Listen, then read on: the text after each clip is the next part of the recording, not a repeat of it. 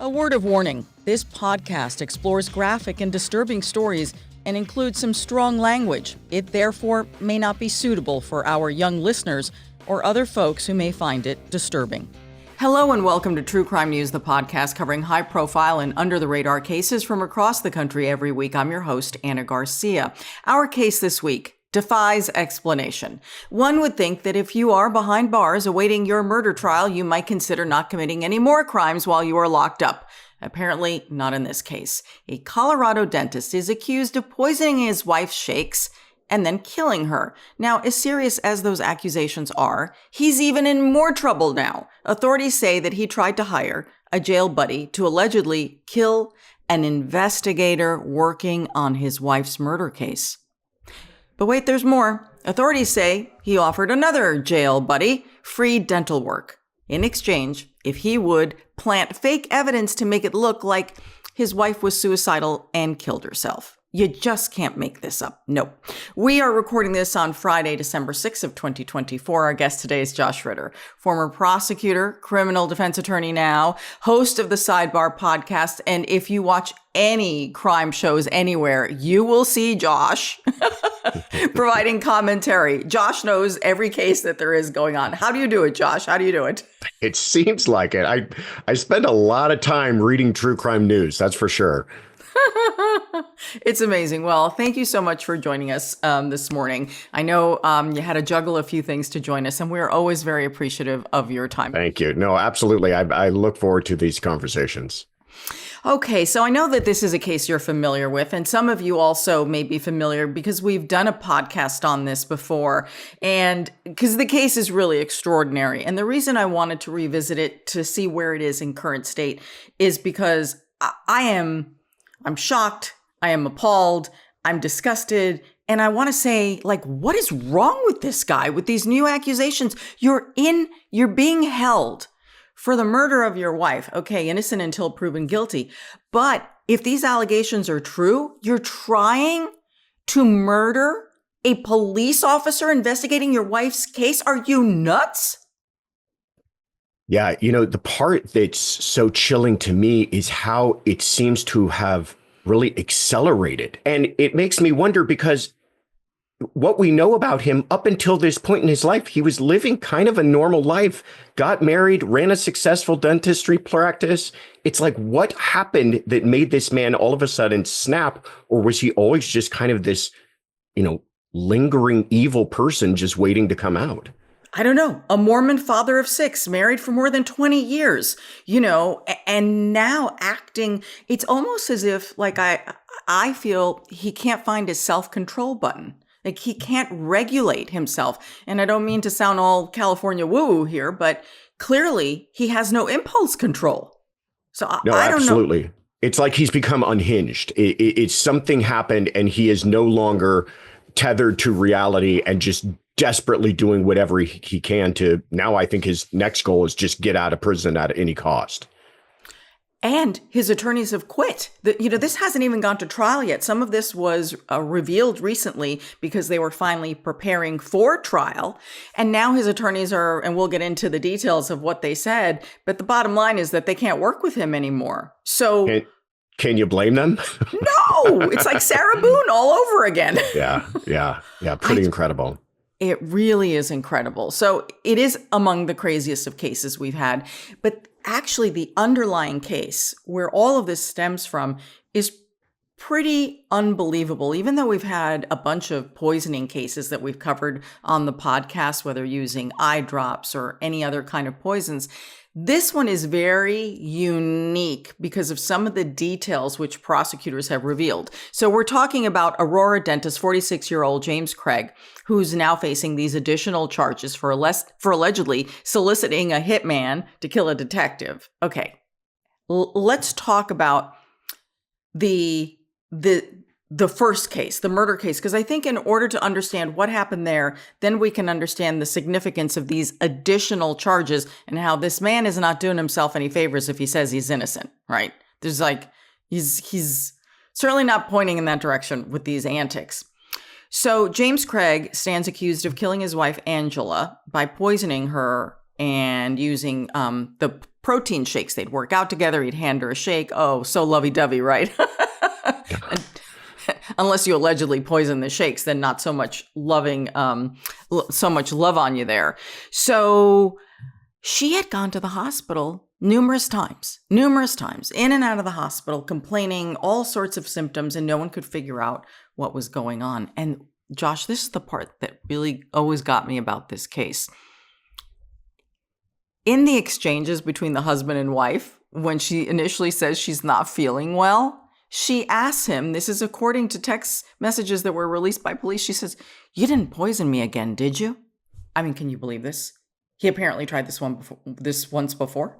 Yeah, the text message exchanges between the two of them are really, like you said, eerie and creepy, but they reveal a lot too. That's what's so extraordinary about this. And there's some additional evidence in this case, which you don't always have. Sometimes you're just, trying to prove what was found, let's say, in the autopsy and trying to backtrack it. But here, there are all sorts of orders online that would support what was allegedly found in her blood. So it seems like there was a perfect storm, though, of things unraveling for him at the time of this. I don't know what happened with the first alleged poisoning. And she said that she had stuck it out with him, even though he apparently had had multiple affairs, had supposedly some kind of a porn addiction that he'd always had, and that she was trying to stick it out with him, according to what friends and family have said, because she wanted to save her marriage, and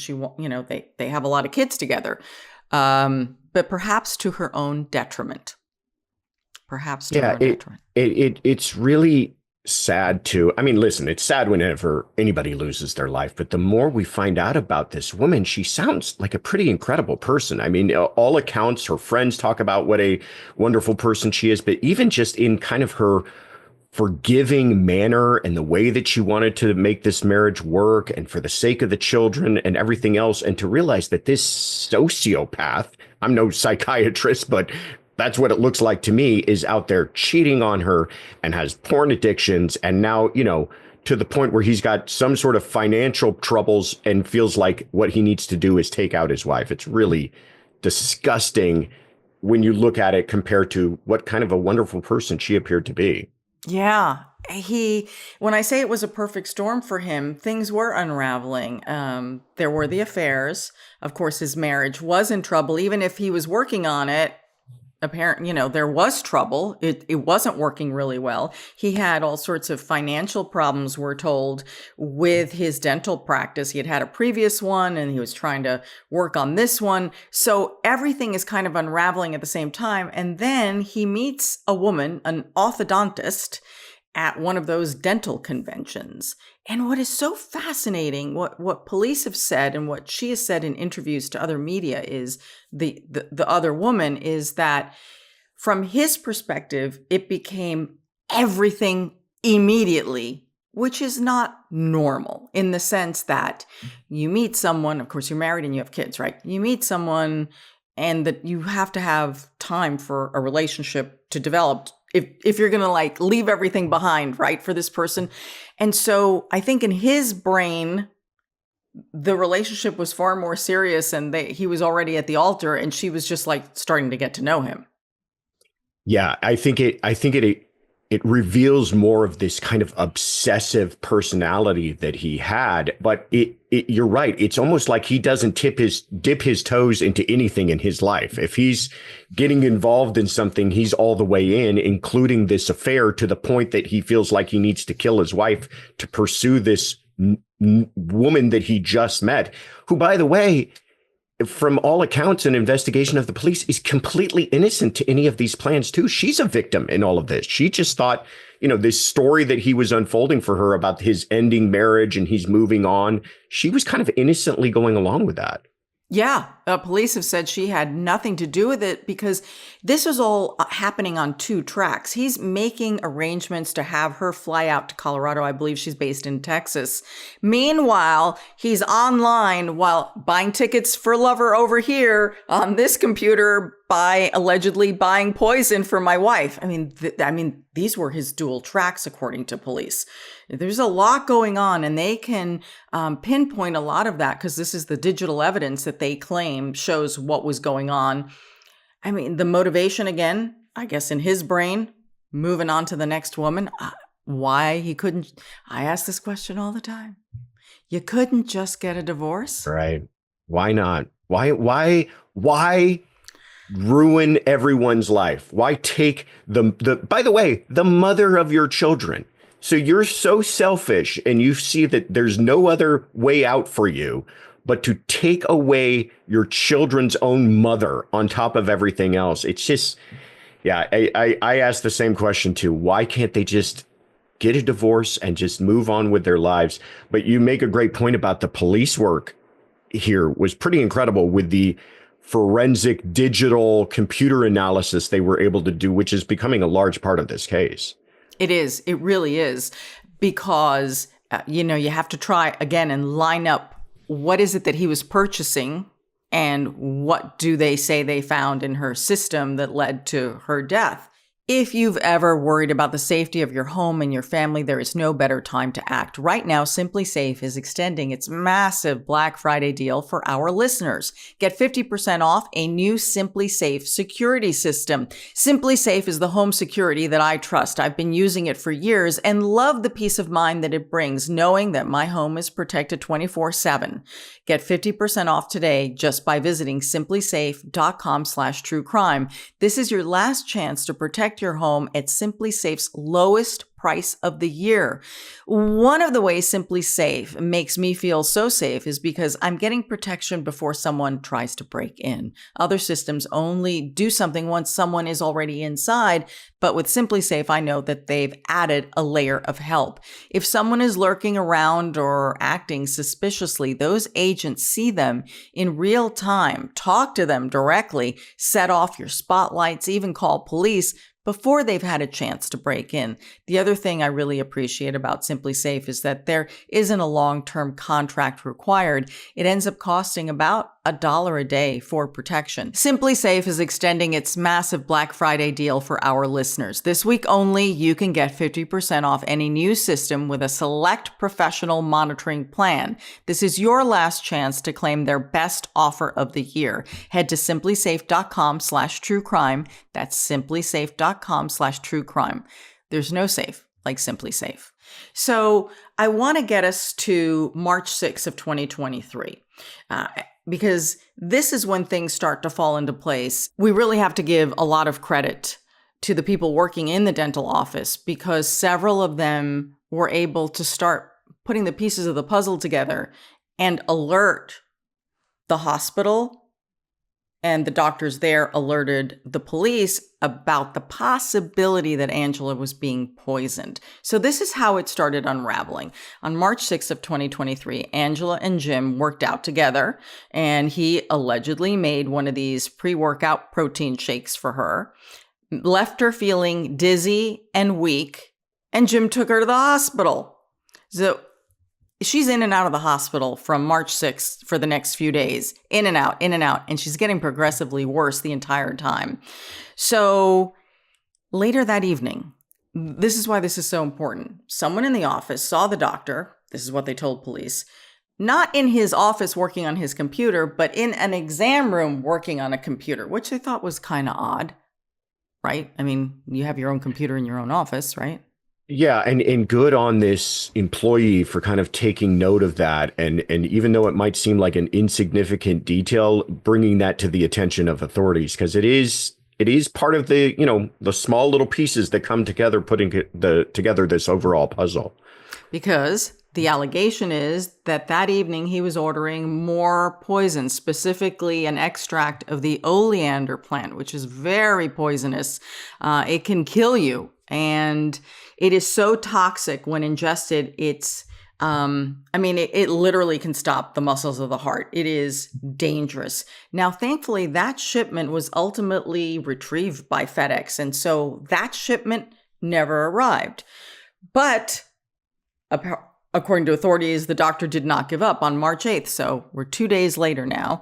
He apparently purchased potassium cyanide And then she's still getting sick. Okay, so think about this.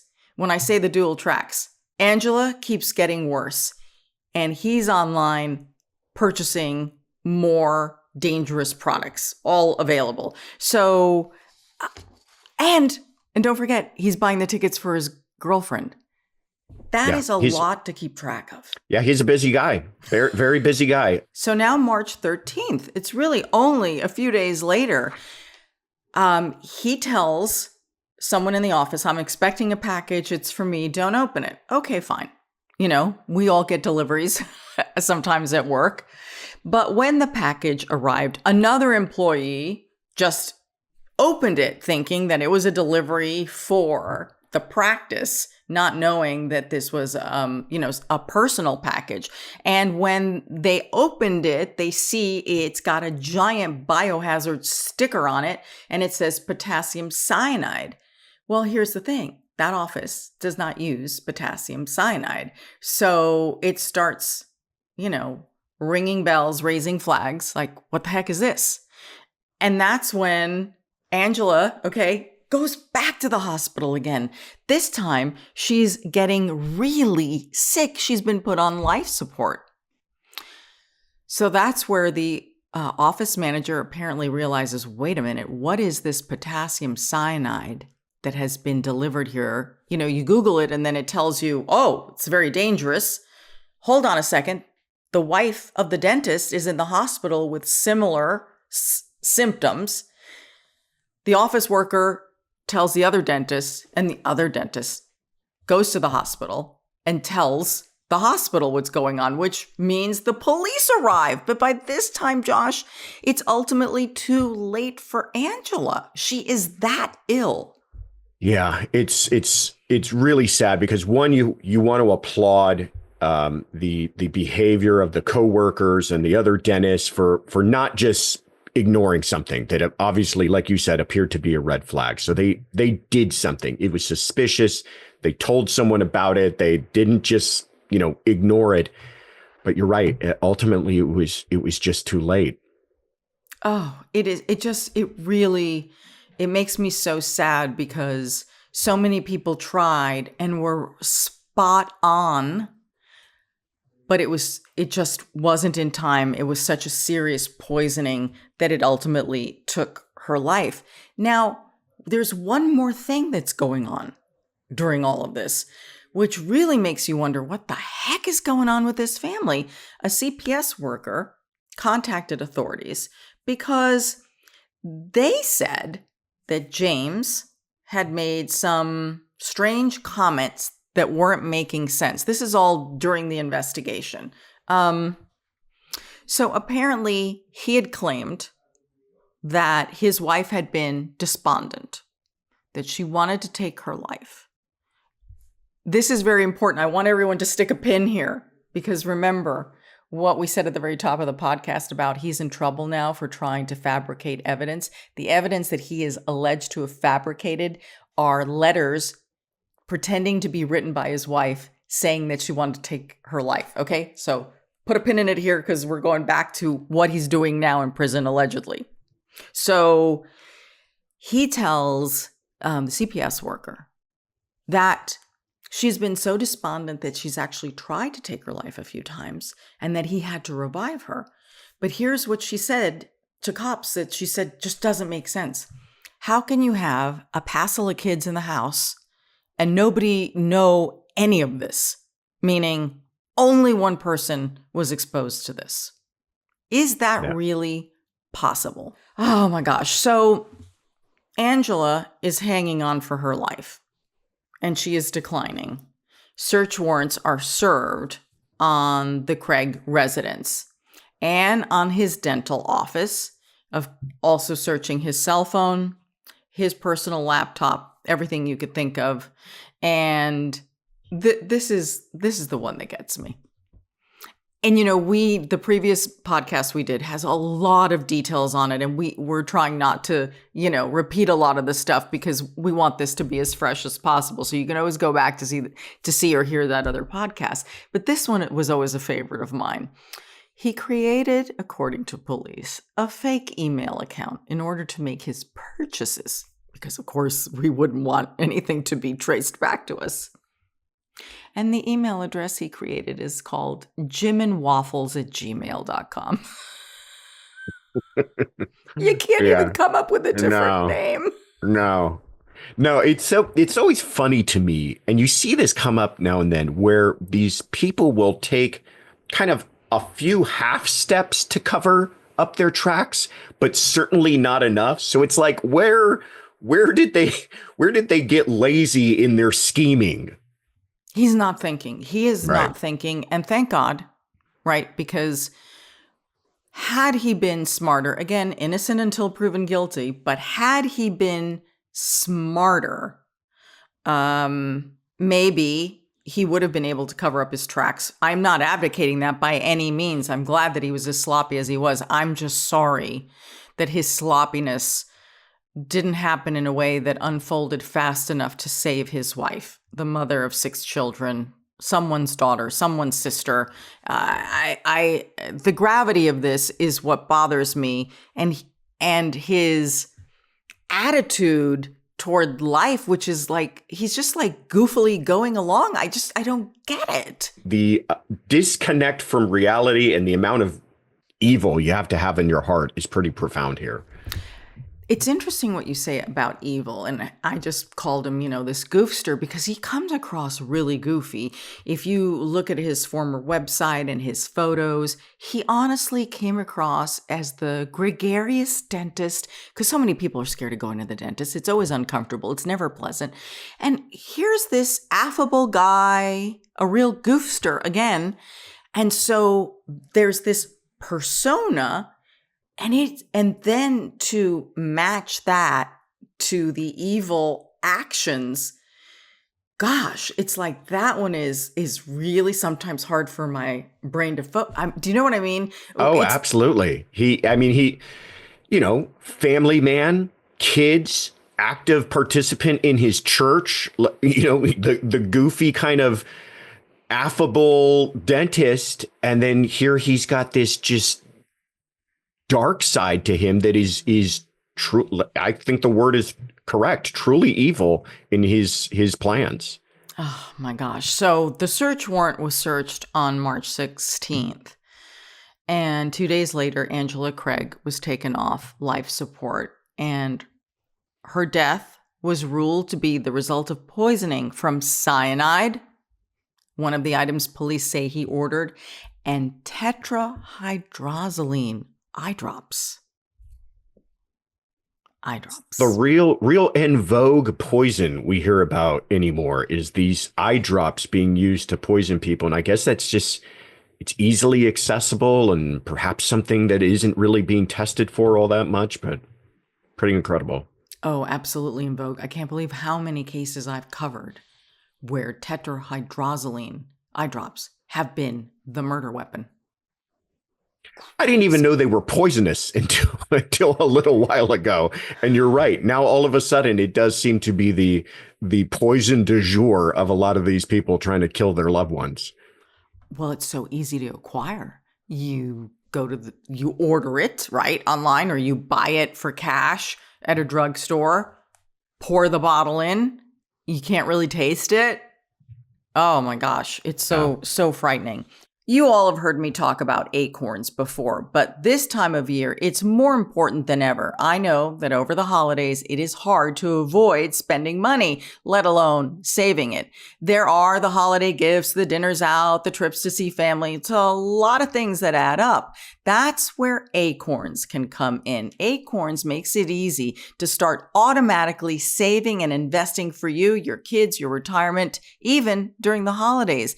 You don't need to be an expert. Acorns will recommend a diversified portfolio that matches you. You also don't need a ton of time. You can create your Acorns account and start automatically investing your money in just 5 minutes. And you don't need to be rich. Acorns lets you get started with the spare money that you've got right now. That could be $5 a day or even just your spare change. That's right. Acorns can round every purchase you make up to the dollar and automatically invest your spare change for you. And you can get bonus investment just for buying the stuff you need from the brands that you love. Investing and planning for your future is so important, and it can be overwhelming and complicated, but it's important to get a handle on it before it's too late. Acorns is a great and easy way to get started. Head to acorns.com/truecrime or download the Acorns app to start saving and investing for your future today.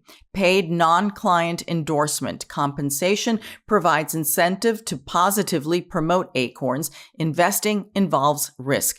Acorns Advisors LLC, an SEC-registered investment advisor, view important disclosures at acorns.com/truecrime. So, Jim and all his devious ways.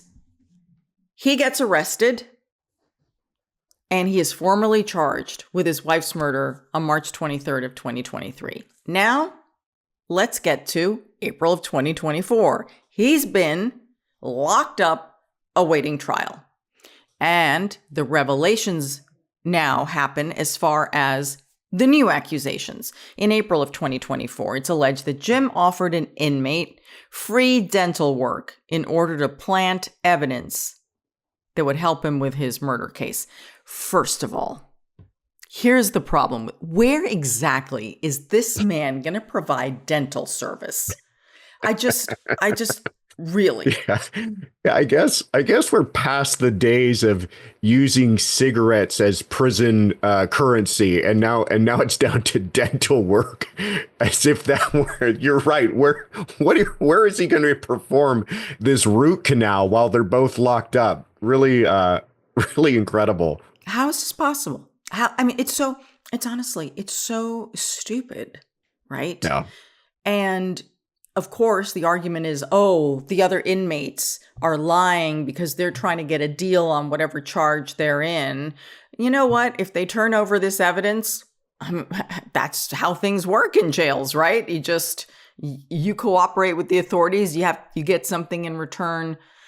But I really don't think I don't think the other inmates are making this up. And you know what? If they did, it's so plausible.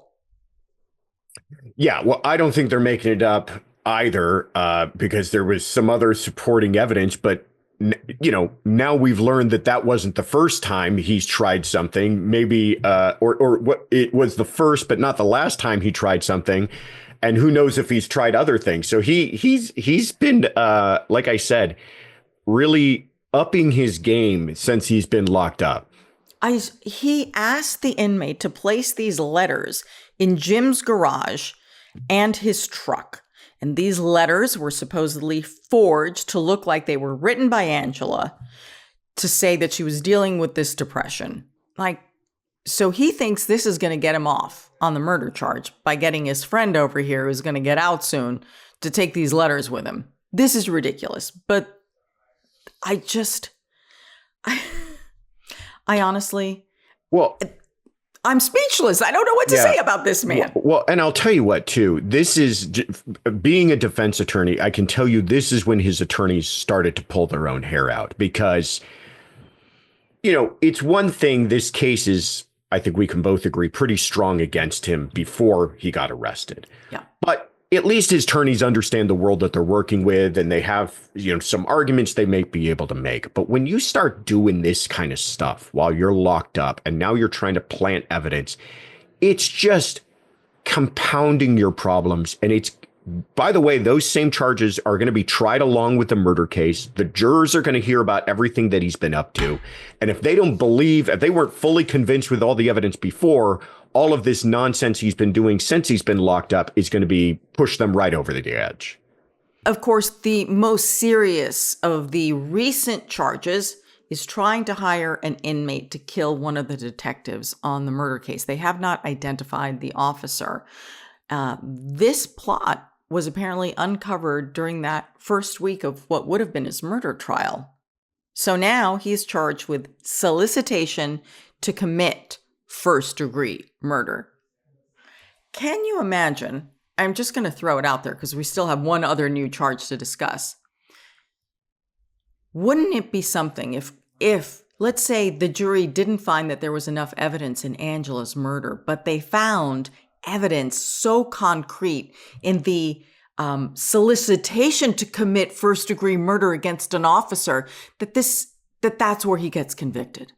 Yeah, that is. I mean, it's a scenario that is possible. I don't know how likely it is, but it's a scenario that's possible. And by the way, not an insignificant charge. I mean, that's a heavy duty charge that could land him in prison for decades alone. So you're absolutely right. He's this is something the judge, everybody, law enforcement, prosecutors are going to take very seriously. Any attempt, even as kind of ham-handed, as foolish as it may have been, but any attempt to try to kill a investigating officer is going to be viewed in utmost seriousness.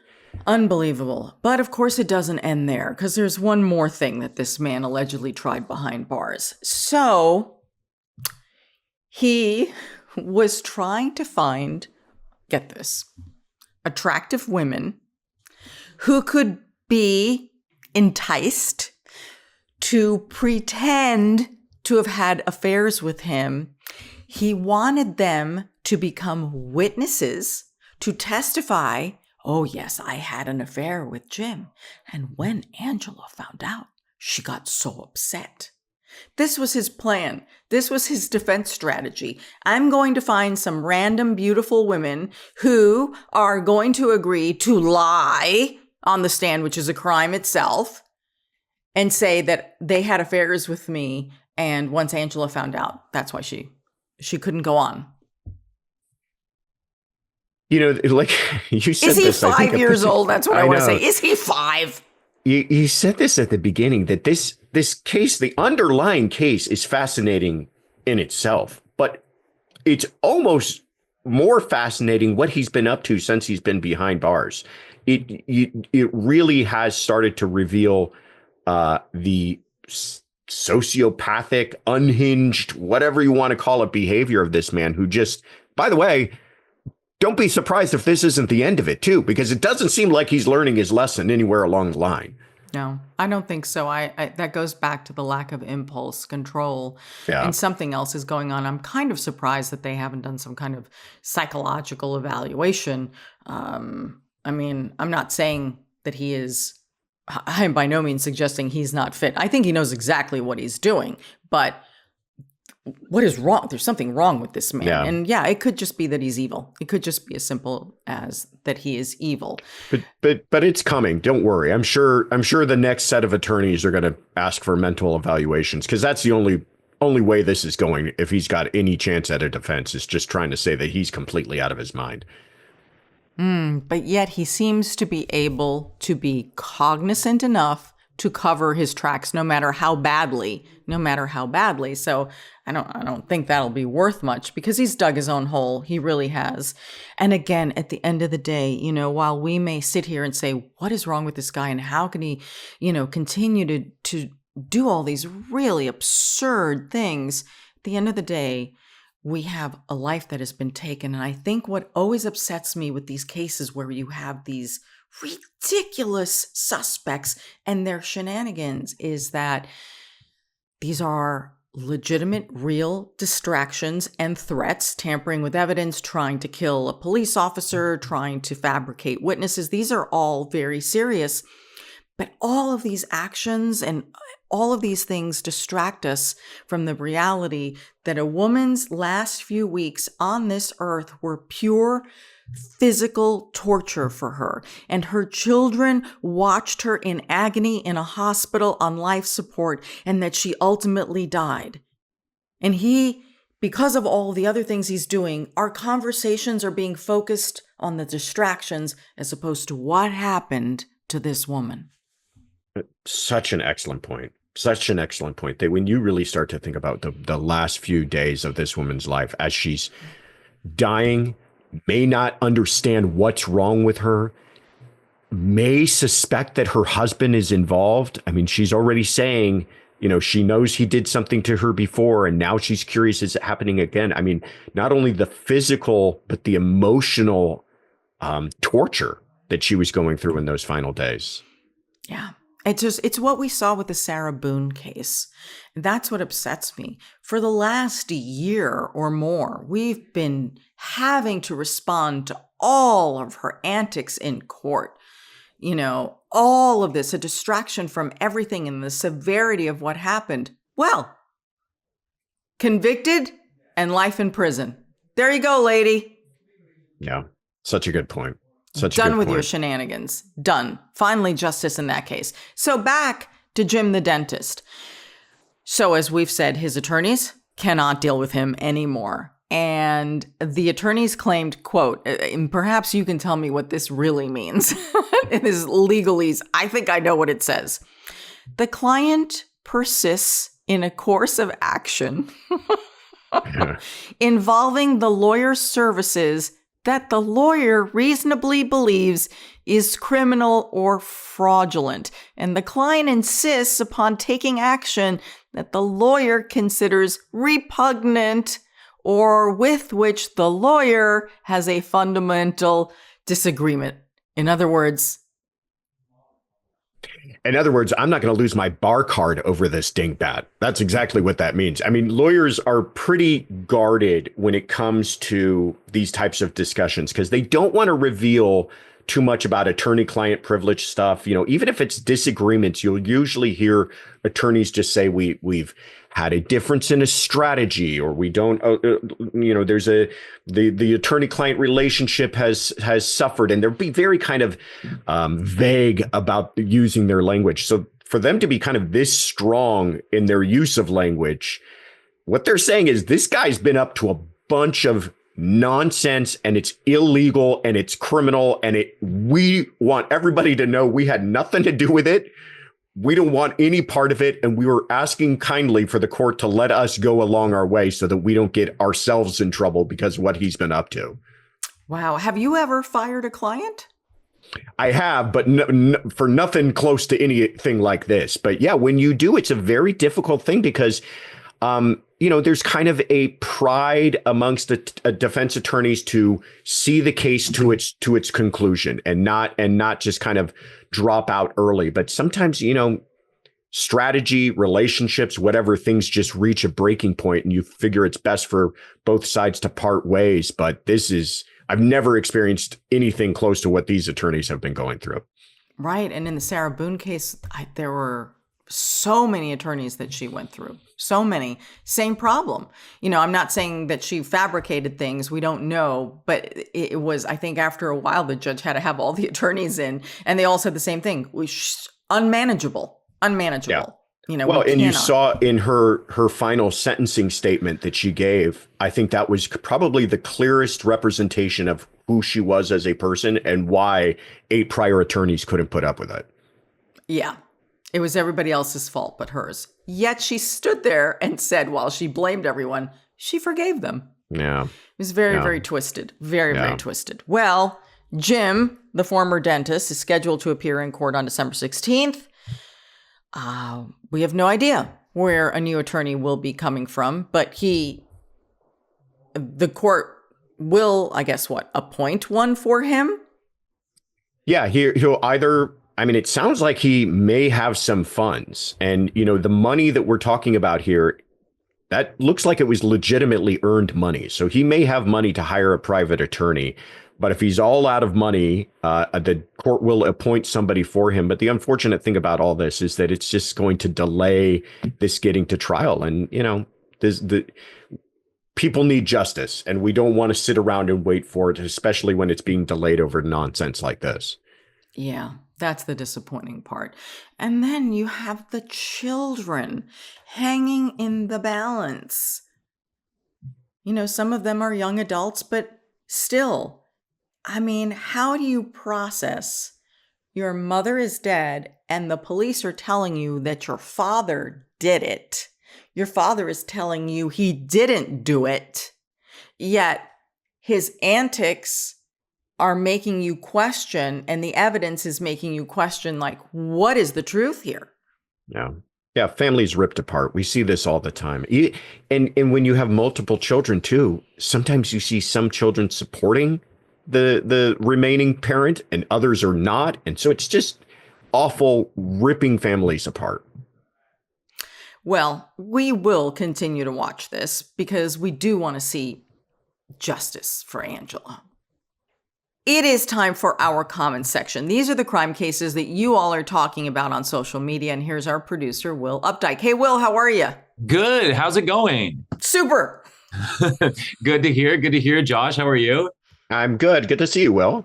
Good to see you. So this week we have an interesting case. It's a new method to me, I guess, of drug smuggling. This case comes out of Los Angeles, California, from LAX, where authorities claim a man attempted to smuggle meth-caked clothes onto his flight there at LAX. So this all unfolded at the airport where the suspect was allegedly trying to fly to Sydney, Australia. This was early last month, around the beginning of November when the alleged incident occurred. And the suspect here, Raj Matharu, checked 2 pieces of luggage. Pretty normal. These were x-rayed by TSA. They flagged the bags as having irregularities. So it has to get pulled aside for a secondary screening. They open up the luggage. It's a lot of light colored clothing, which, you know, you're headed to Sydney, Australia. Maybe this is your resort wear. Makes sense. Not that weird. They also found a cow pajama onesie, which I'll show a picture of later, but it's, you know, it's like what you would imagine. It seems like a child's pajamas with a cow head on it. And it's kind of, what's the type of cow? Like the black and white cow, the famous looking cow. It's like that color. A Holstein? A Holstein. Thank you so much. I grew up in an apartment in New York. I don't know. I was gonna say Holford, but Holstein I think is definitely right. Well, a heifer is a female, isn't it? Yes. Yes. Okay. Wait a minute. You're from Montana. Why am I telling you this? I don't know. I need to be up more on my on my ranching activities. You know, people are going to be ashamed of me back home. But anyways, you got this cow onesie, you got your light colored clothing, whatever, kind of weird.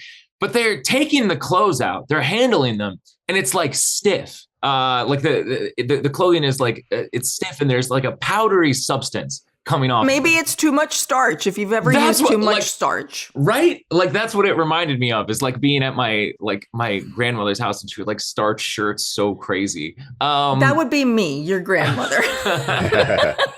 People still do that? Yes, of course. How else are you going to get your collars to stand up right? Does nobody iron and starch anymore? Am I the only one? I iron. I think I'm like one of the only people I know who does it. And but I don't starch. I should be on that. I know what to get you for Christmas. God, my collars could be looking so much better. This isn't starch, however. They do a field test and it tests positive for methamphetamine. And not exactly a small amount here. So the total the total weight of the luggage, including this residue, was about 70 pounds. So you're already over your checked bag limit there for those at home. But when they like extracted all this residue from the clothing in there, according to law enforcement, there was over a full kilogram of methamphetamine in this powder taking the clothes. So he was apprehended on the jet bridge, very dramatic, and immediately arrested. He's been charged with 1 count of possession with intent to distribute. And if convicted, he would face a mandatory minimum, in this case, of 10 years in federal prison and a maximum of life imprisonment. Wow. What a way to do it. What a way to get caught. Why the onesie is still like, I get the light colored clothing, you know, maybe you thought it would be less conspicuous, but I feel like the onesie is setting off some alarm bells. You think so? That's so interesting. But what if was it an adult size onesie or a kid size onesie? It doesn't say, like, so I've seen different reports saying like I don't know if they're describing the style as kids pajamas, because that's what it looks like, but I don't have anything definitive on the sizing. Well, maybe once they extracted the meth, then he would still have a gift for That's true.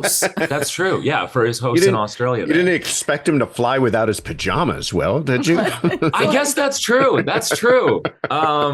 That is a bummer on vacation when you show up and you're like, I don't have pajamas. Right. But yeah, people had a bunch of stuff to say on this one. Brett B said, clearly just trying to not pay an extra baggage fee. Andreas said 70 pounds, way over the limit. Absolutely. I don't know how it wasn't like I don't know how he didn't think about that part, right? Like you've gone through all this trouble. Would you not have pre-weighed the suitcase to at least make sure that you're under the baggage weight limit? Like that seems like you're gonna run into extra issues. I don't know. Ties Up Zip wasn't surprised by this. They said this was happening in the movie Traffic 25 years ago, where in the movie they smuggled coke, etc. Which I don't remember that movie that well. No original thoughts here. No original. I guess not. Nothing I guess original. not. But they added. I was wondering when we'd see someone try it in real life. Yeah, I guess this isn't a new thing. I'm also just confused. Like, how are you then harvesting all this powder? Like, do you just like shake it out over a bin or something? Right. Just like what's the extraction process? Yeah, like exactly. Sweep it up. Do you boil it? I don't know. Boss One said that's a new method, worked good, but he had to milk it. That's why he got caught. No. Cal Onesie, way to go. Well done. Well done. And Due North had my favorite comment of the week. They said, a meth-soaked cow costume. Well, that's utterly horrible. Utterly horrible. That's a good one.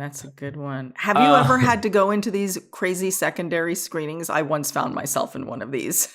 I not for a baggage thing, but actually, just about a month ago, it was when I was flying to Japan. I got like the full secondary personal pat down at LAX, which is the first time that had ever happened. I once was going to Canada. I think it was Vancouver. I don't think it was Toronto. I can't recall. Yeah, it was Vancouver. And I guess I must have said something snarky on my way in. Hard to believe. Ana Garcia. It is hard to believe, isn't it? Yes, lesson learned. And so we found ourselves in this very unusual secondary screening room where there was a man with his suitcase and all of this money, like wads and like all this money, like they kept pulling the money out. And I'm standing there like this. And, Ming is like, why couldn't you just shut up? And I'm standing there and I'm like, oh my God, where are we? What's happened to us? At least that guy's like taking the heat off you. It's like, okay, I think we've hit our quota. I think we've got everything under control now. Well, and one would think that all of the immigration officers, the Canadian immigration officers, really have their hands full with them. And then there's like me and whatever it is that I have, which is nothing, and they took everything apart, which is fine. There's nothing there. Yeah, but I couldn't help but stare at what was going on with the guy next to me and all of the money that kept coming out of his suitcase. And they kept asking him, like, why do you need all this money? Where is this money going? Fascinating. Yeah, but I won't be snarky again. Well, I'll probably be snarky, but not in that situation. Yeah, not if it's going to get you a secondary inspection there. Not worth it. Travel is coming up. Lines are long. Everything's crazy. Just, be patient, be courteous to your TSA workers. It's a crazy time of the year for them too. Yes. But that is going to do it for this week's comment section. Thank you so much to everybody who sent those in. You can do that anytime over on our YouTube community page. You can also reach out to us across all social media at My True Crime News. But until the next time I see you, don't do crime. Josh, thank you so much. As always, I so appreciate, your commentary and your point of view on things to help us figure out these crazy cases. Where can people find you? I mean, honestly, just watch any crime show and you'll see, you'll see Josh. But anyway, where can people find you? Thank you so much for having me. This was fun. I'm glad that we were able to do this. You can find me. I'm on social media at Joshua Ritter ESQ. I've got a website, joshuaritter.com. Check out the sidebar on our YouTube channel for every week. And I have a new YouTube channel called Courtroom Confidential. If people want to check that out, where I kind of if you're not hearing enough true crime and you want to hear more, go check it out. Courtroom Confidential. So what is the difference between Courtroom Confidential and what you do on Sidebar?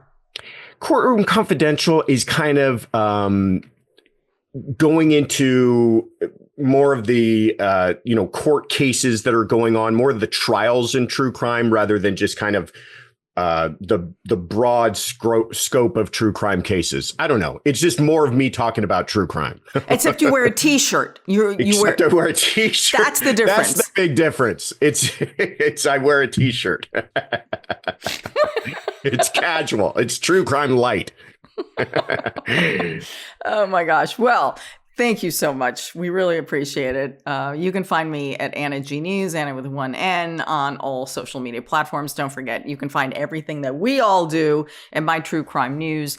This episode, all of our podcasts, wherever you get your podcasts, our YouTube channel, don't forget to subscribe there, and also our newsletter at truecrimenews.com. So I'm your host, Ana Garcia. This is True Crime News, the podcast. Thanks so much for joining us.